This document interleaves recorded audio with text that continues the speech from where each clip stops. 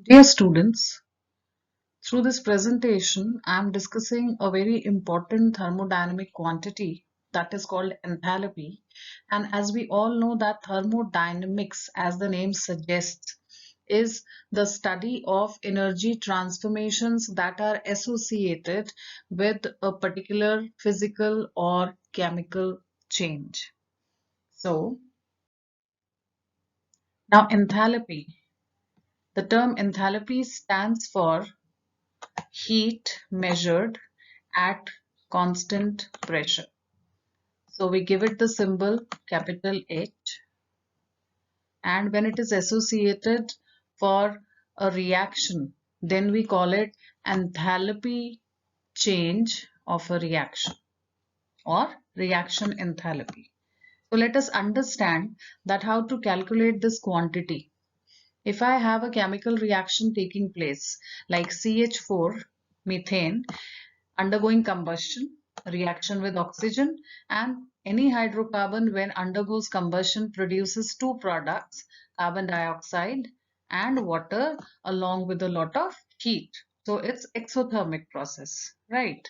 So when I consider any reaction which is given to me, how do I calculate the enthalpy change for associated with the reaction? I just have to take sum of the enthalpies of products and some of the enthalpies of reactants. Now, what does the enthalpy of product and enthalpy of reactant means? These enthalpies, which will be provided to you to solve particular questions, they will be the enthalpy of formation of that particular reactant or product. For example, if I say that the enthalpy of formation for methane, 1 mole of methane has a particular value, say x kilojoules per mole. These values will be provided to you.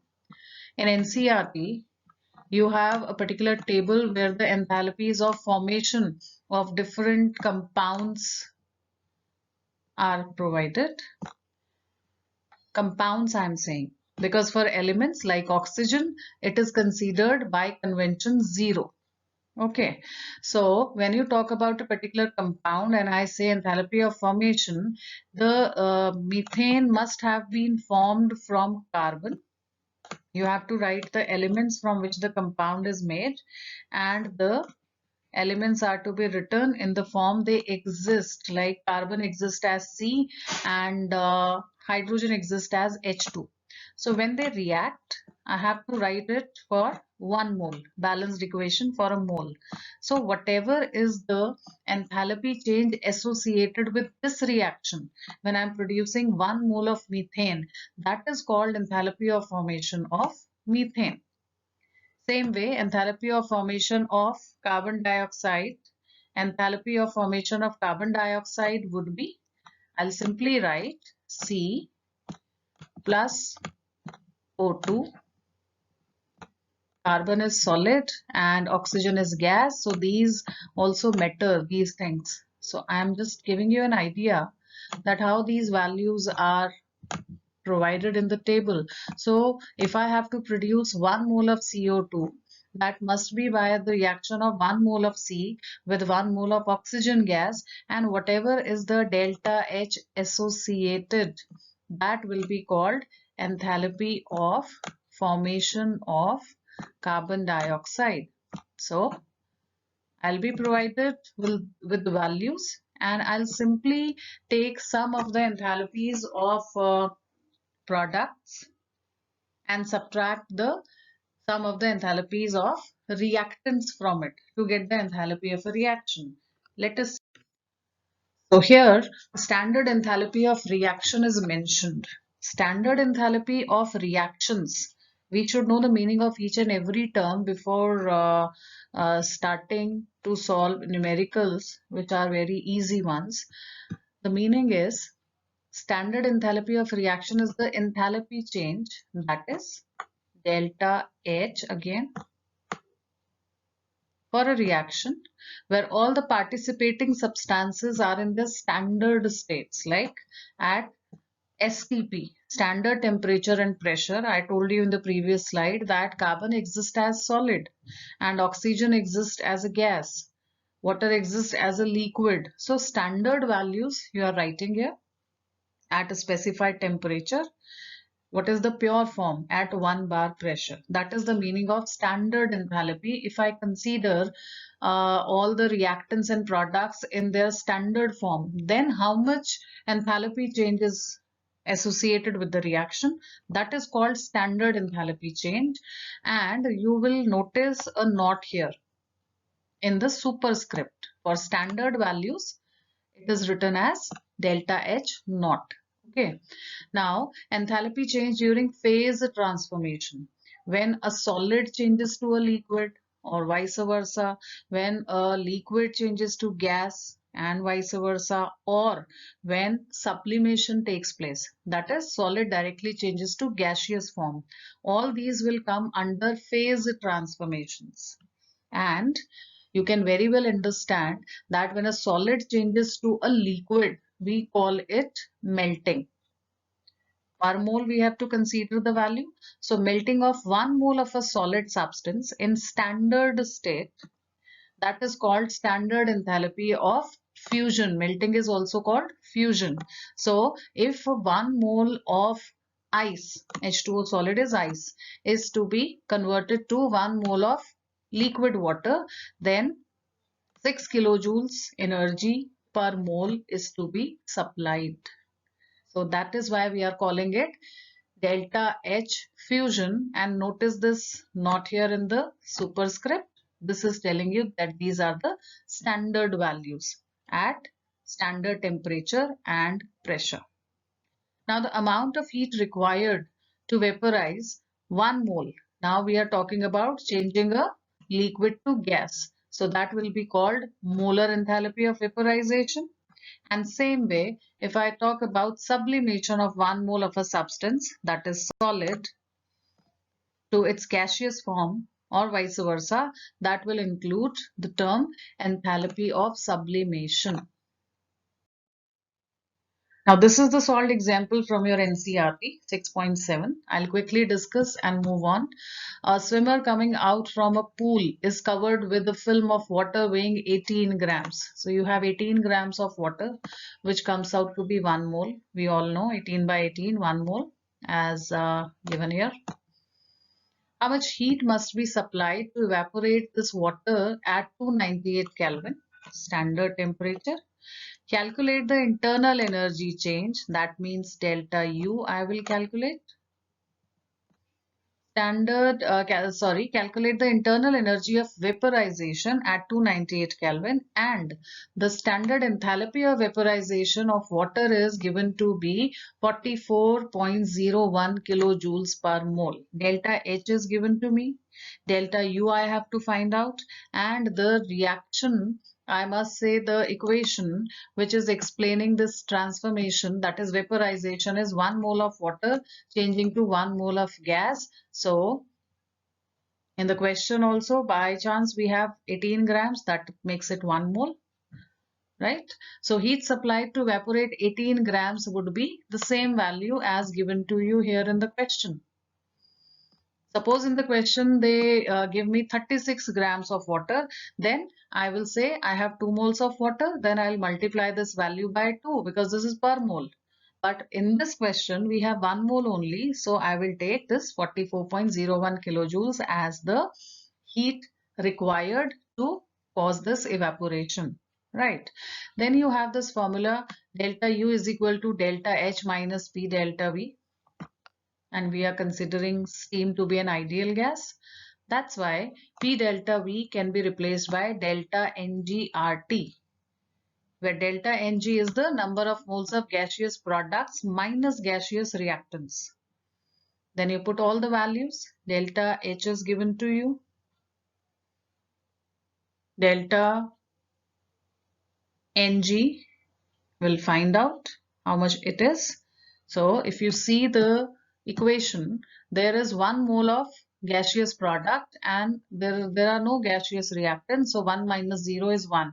So delta N, delta H is given It's written here, minus delta N is 1, R is 8.314 joules, and you have the temperature 298 Kelvin.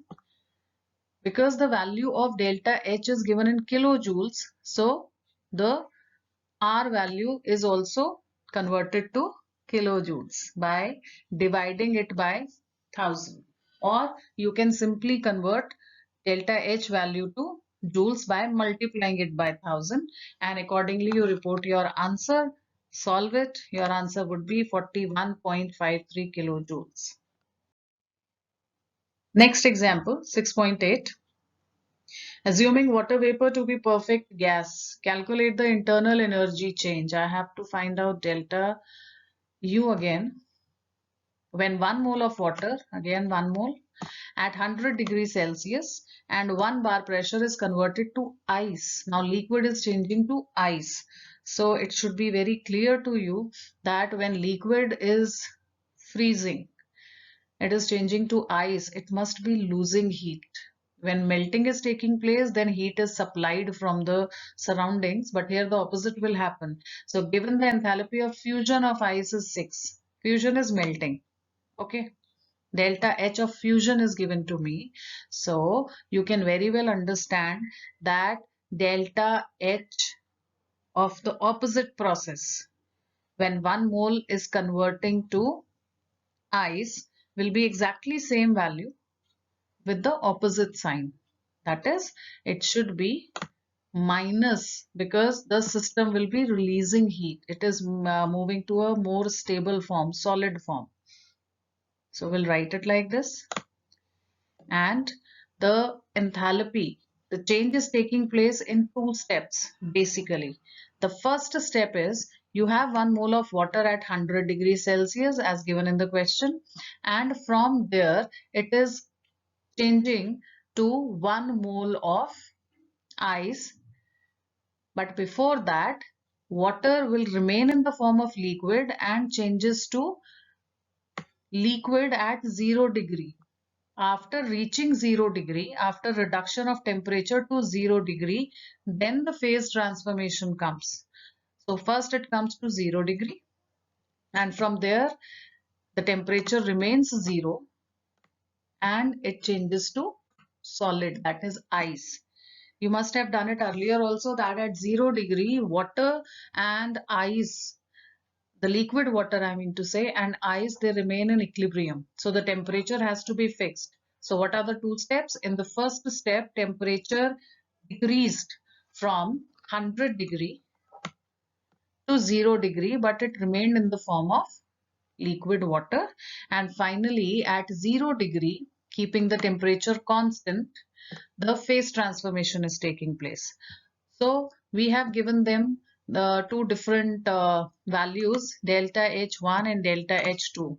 For step 1, change in enthalpy is delta H1, and for step 2 it is delta H2. So delta H2 I told you already, phase transformation, only the sign will be negative because it is opposite of fusion, which is given in the question. And for the first one, we have to calculate it.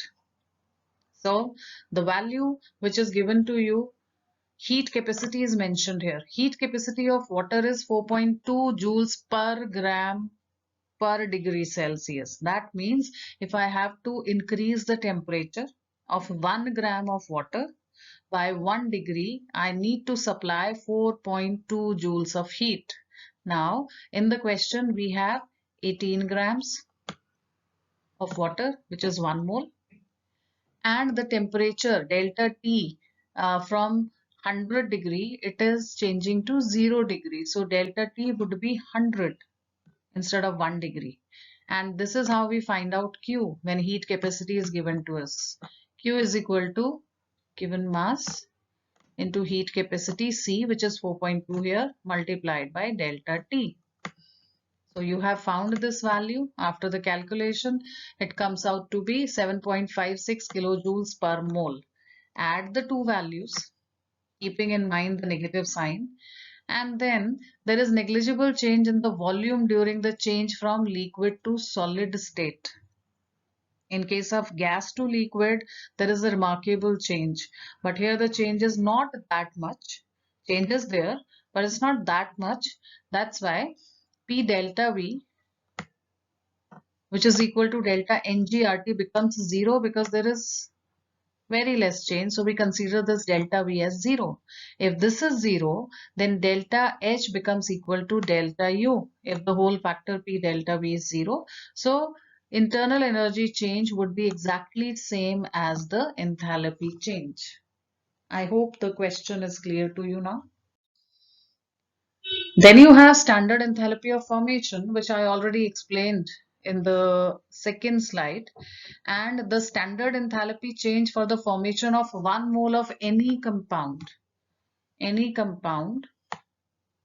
from its elements, like I gave you the example of C plus O2 gives CO2. So these are the elements which are giving rise to compound CO2.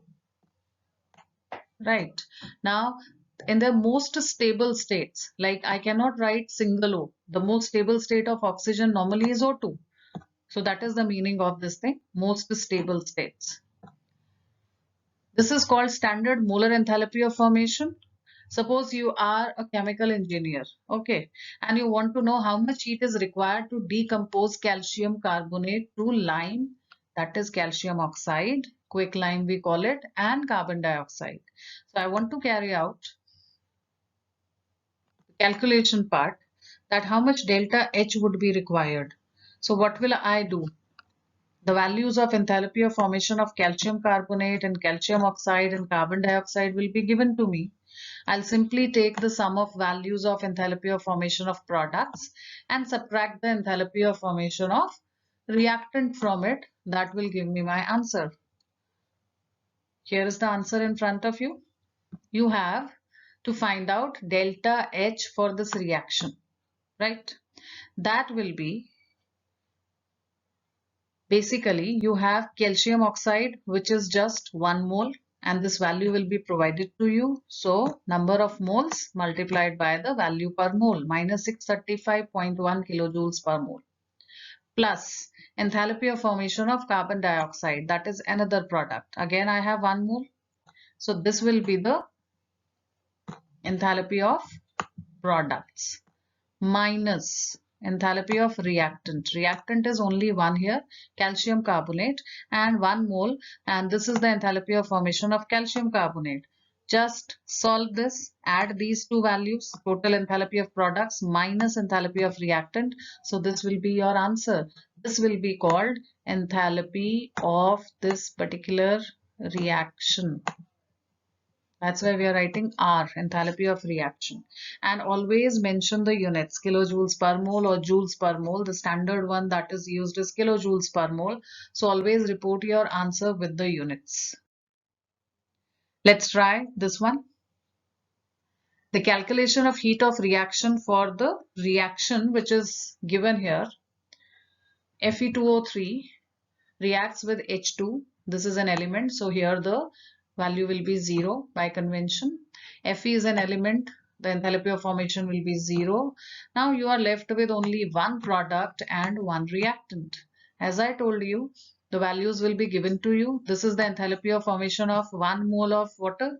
This is the enthalpy of formation of 1 mole of Fe2O3. So simply write down enthalpy of reaction is equal to enthalpy of formation of the product, which is water here, H2O, but you have 3 moles of water.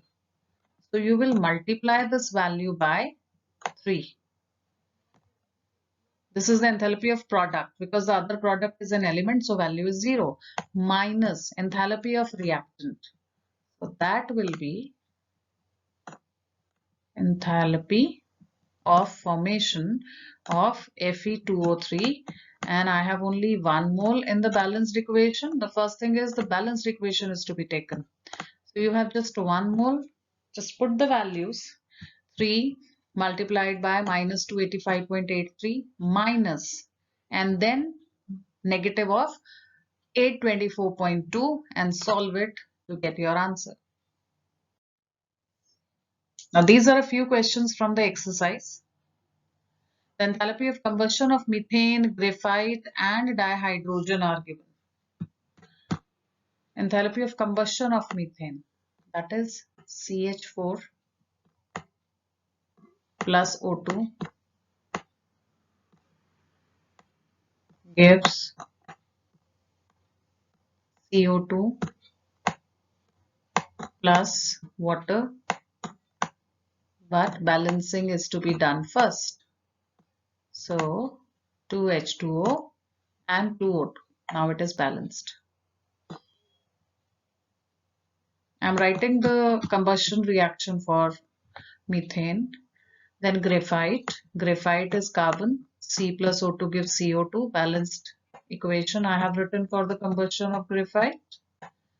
And we can call the value of delta H associated with this as the enthalpy of formation of CO2 also, isn't it? It's combustion of graphite, and graphite is getting reacted with oxygen to give CO2. So this is enthalpy of formation of CO2 also. Same way for dihydrogen, H2 per mole, I can write H2 on combustion, on reaction with O2, I'm balancing it. It gives you H2O. So this is the enthalpy of formation of water also. Now see carefully. The question is giving these values. Enthalpy of combustion of methane. That means delta H associated with this reaction.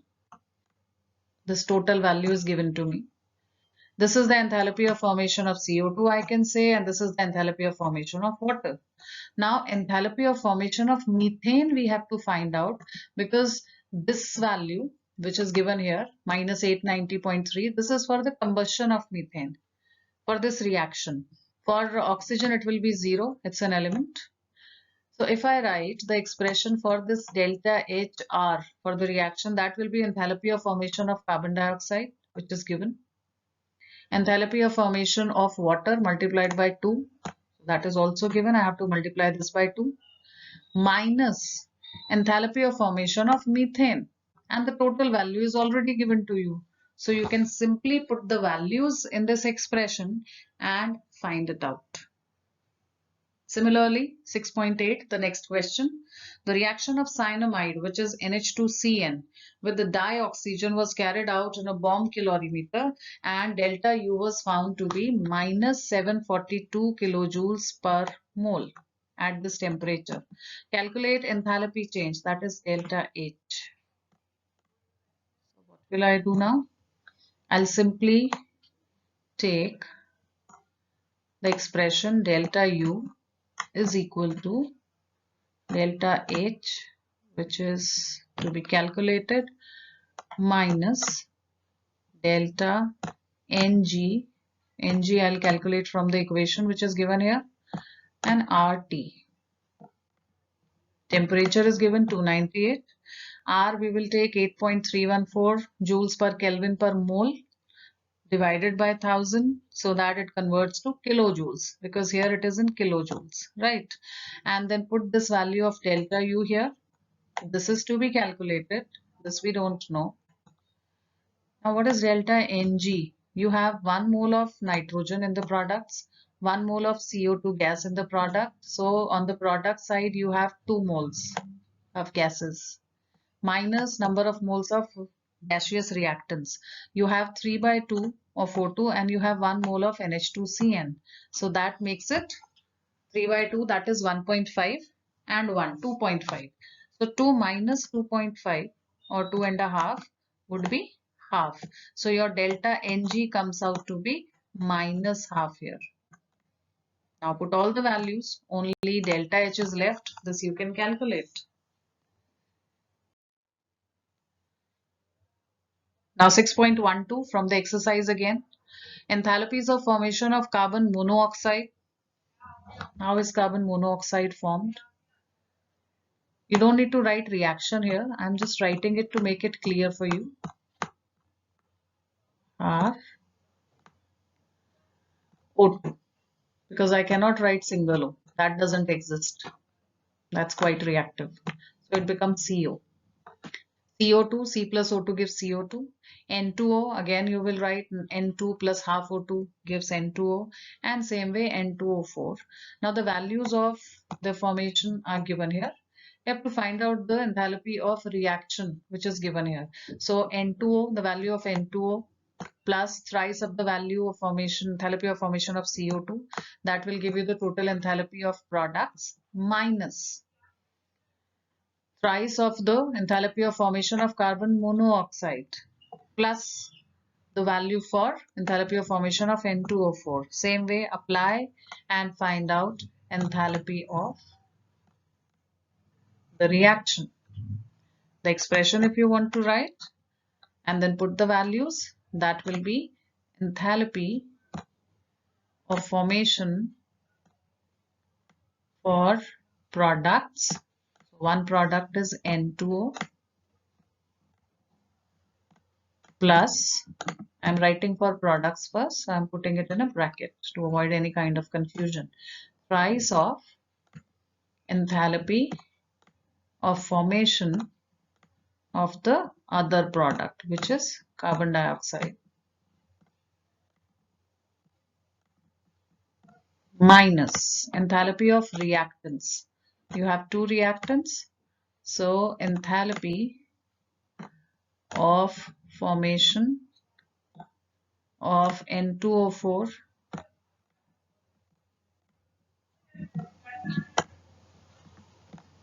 plus, I have taken the minus outside already, so thrice of enthalpy of formation, if you have to write, of the other product, which is carbon monoxide. Now just put all the values and you will get your answer. Next is a reaction is given, it's balanced, and delta H associated with the reaction is given. The question is standard enthalpy of formation of ammonia I have to find out. In this reaction also ammonia is the product, but the only thing is there are 2 moles of ammonia, and the ammonia gas formation enthalpy, when I explain, that has to be for the formation of 1 mole of ammonia. So you just have to divide this value by 2 because this is for the formation of 2 moles, and that will be your answer. A thermochemical equation is a balanced chemical equation like this, which is giving the physical state of all the reactants and products along with the delta H value, standard enthalpy of the reaction value. Such an equation is called thermochemical equation. And there is a very important law called Hess's law of constant heat summation. The law says that if a reaction takes place in several steps, then its standard reaction enthalpy is the sum of the standard enthalpies of the intermediate reactions. Let us understand with the help of this example. Carbon reacts with oxygen to produce CO2, as simple as that. Now, this reaction can take place in 2 steps. First step is carbon reacting with the limited supply of oxygen and producing carbon monoxide. This is the enthalpy change associated. And the carbon monoxide gets more oxygen and converts to carbon dioxide. So with the second step, this is the enthalpy change associated. If I take them together, if I add them, if I take the sum, then the CO, carbon monoxide, is the product here and it is the reactant here. So we can simply cancel it and the overall reaction becomes C plus O2. Half O2 plus half O2 is 1 O2 and it gives you CO2. Okay. Now whatever I am doing with the equation, the same thing I have to do with the delta H value. So I will add them also. So when you add these two values, you will get the enthalpy of formation of CO2, which has been explained in 2 steps. And when we add the values of 2 steps, because by adding the equations, I am getting exactly same equation for which I want to find out delta H. So this is how you have to try this.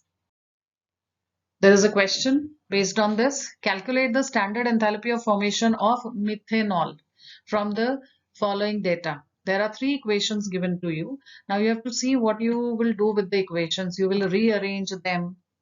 You will see what all is required from whatever I have explained in the presentation. You'll be able to do it very easily. I'll just tell you how. I have to find out enthalpy of formation of this reactant. This is element, so the value would be 0 by convention. And there are two products, CO2 and H2O, for which I need enthalpy of formation. And for this overall reaction, the enthalpy change is provided. So, second reaction is giving me C plus O2 gives CO2. So, this can be taken as enthalpy of formation of carbon dioxide. And H2 plus half O2 gives water, can give me the enthalpy of formation of water. So, I'll simply write down enthalpy of reaction, which is minus 726 provided kilojoules per mole, is equal to enthalpy of formation of products. So one product is CO2. I have only 1 mole. So I'll write, you please write units also along with this. Wow, minus 393 enthalpy of product. This is one product plus 2 moles of water. So twice of the value minus 286. Why am I taking these values straight away? Because in both of them, 1 mole of CO2 and 1 mole of water is produced. So I can take this as enthalpy of formation of these products. But if they multiply this equation, suppose by 2, the value will be double. So I have to divide it by 2 to get this value. Reason, because enthalpy of formation is for 1 mole of that particular compound. So this will give me the enthalpy of products minus enthalpy of formation of the reactant. So the reactant which is left is CH3OH because the other one is an element. I'm writing CH3OH. Now everything is given to you. Only this is left. So by rearranging, you can simply calculate your answer in kilojoules per mole. That's all about this presentation. And if you do it with all the calculations and everything without calculator yourself, by understanding the concept, then you will never do any questions based on this concept wrong. I hope it helps you. Thank you very much.